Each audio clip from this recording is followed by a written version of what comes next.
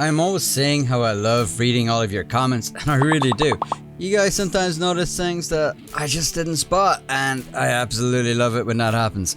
In my last video, I covered the roadmap that Rockstar was laying out for us for the quick draw passes over the next 4 months, and I said how the fourth pass is probably the weakest of the lot. And for the most part, I stand by that. I'm not a fan of the Mauser variant, the Pancho, or the pattern code. But as it's been pointed out to me, that Dunster outfit that's part of the fourth quick draw pass looks very like the Billy the Kid photo, which if you compare them side by side, I can definitely see what you mean.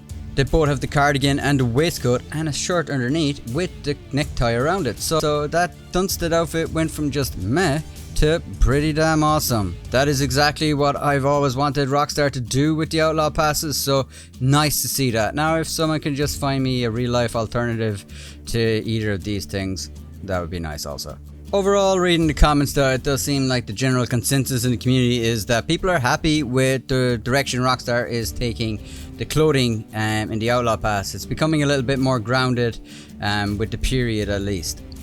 In my excitement of breaking down the roadmap for the quick draw passes, one very obvious thing escaped me, which was actually pointed out to me by Lighttray82 in the comments, so I appreciate that. They just point out that by breaking up the Outlaw Pass into 4 smaller passes, that they can monetize a bit more without really pissing people off that much. It's substantial too. Instead of paying 40 gold bars for 100 levels, you're now paying 100 gold bars for 4 25 level passes. Now it's definitely worth noting that Rockstar is giving you back the 25 gold bars that you used to purchase the Outlaw Pass by completing it.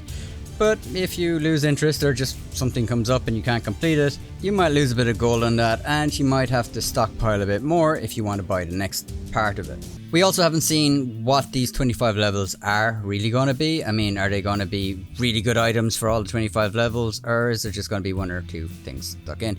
I think a lot needs to be seen before we can really make an opinion on whether or not this is going to be value for money. But so far in the information that we have, I'm not opposed to this way of monetization. But I am sitting on a lot of gold, so let me know in the comments what you think of this. Are you a new player specifically? I'd like to know what you think of this way of monetization, and do you have enough gold for it? Speaking of which, a couple of people have asked how do you accumulate 25 gold bars before the 13th of July without spending money.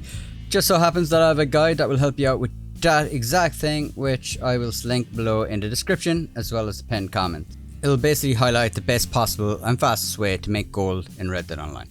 I know a few people got their hopes up when they saw someone playing a guitar around the campfire, that maybe they were bringing in instruments that you could play around a campfire, which I vaguely remember him teasing. I think it was during the Naturist update. I just couldn't fish out the exact quote. It is something that a lot of people, including myself, would like, but it's probably not coming in this update. The music in the trailer is by a blues artist but going by the name of Christone Kingfish Ingram, and I really hope we hear a bit more from him because I've always been a fan of the blues, so I really want to hear more of that in the soundtrack. One thing that struck me in the trailer was their sneak snippet of the high quality cutscenes that we're probably going to get from the 3 jewels that we have to gather for Martella. From my understanding and what I read in the newswire, these 3 jewels are going to be dropped in 3 installments, so the first one is coming July 13th. They have said that you can change your approach to the mission based on the information that you have, so to me that sounds very like the casino heist, that you can do a few prep missions and based on that information that you gather you can either go in guns blazing, go in silent, or have something a bit more elaborate. Which I know is something that we all really want. I mean, that kind of gameplay mechanic and loop would definitely add a lot of replayability to these missions. Looking at the level of quality in these little snippets as well really does fill me with hope, because it does look to me like the same kind of quality that they approach with the legendary bounty missions, which, to be fair, those cutscenes look pretty damn awesome, like serious talent over there at Rockstar. But it actually fills me with a little bit of hope, because it does mean if they're putting production into the cutscenes that there's probably going to be a good quality update coming for us on July 13th.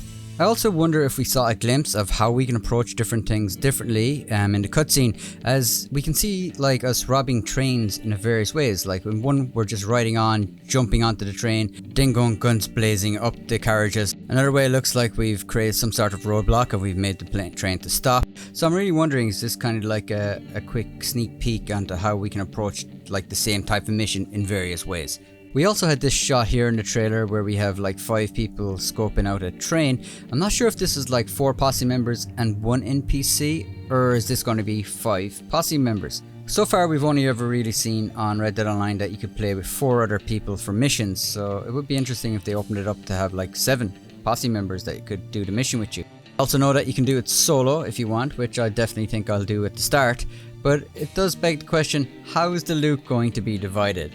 The last GTA Online update, which you could do solo or in a group, you got paid a lot less for solo, but like you're still able to do it solo, and for doing it with a posse you had like able to carry more, which makes sense. I'm also wondering whether you're doing it solo or with a group change the options you could approach it with. Like maybe if you're doing it as a group, you can do something a bit more elaborate, something that requires a few more moving pieces than something that you could just do if you're on your own. Like hitting 2 targets simultaneously to give them less chance to organize an attack against you.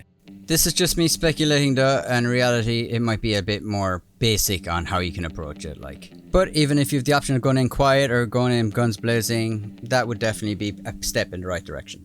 In this clip we actually saw that our characters are able to hold torches. I know this is probably just a cutscene, but I actually didn't know I wanted this until I saw it. I kind of want to be able to hold torches on a horse. We have the lights that you can attach to a horse, but I don't know, I mean I always thought that that would just probably burn the horse fairly severely if you were to do like something like that in real life. So I normally just hold a lantern and ride around, but I think I really like to be able to hold a torch up and ride through the woods that way as well. I think that'd be awesome. The ability to chuck it while riding would also be a nice bonus as well. Also, massive thanks to everyone that told me what this little barrel here on the side of the gun was. I really wasn't sure what it is. We actually have really strict gun laws over here, so there is a lot of gaps in my knowledge on firearms. And I guess I mustn't have looked at the Cattleman revolver that hard before. But that is just an ejector pin for pushing the used cartridges back out of the gun. So thanks for everyone for clearing that out for me. It also gave me an excuse to jump in and get some high-res footage of the gun in action, just so I could see it for myself a bit closer. It's an awesome community. As always, leaving likes and comments helps me with the algorithm, and I love reading your opinions and when you let me know stuff that maybe I might have missed myself. So keep it coming. Also, for those of you who don't know, I have a merch store where I put up some stuff that I design in kind of a style of the Western genre. So if that sounds like something you're interested in, why not check it out? Purchases over there also do help support the channel, so it is really appreciated. Massive thanks as well as always to the members, you guys are awesome. I'll catch you all in the next one.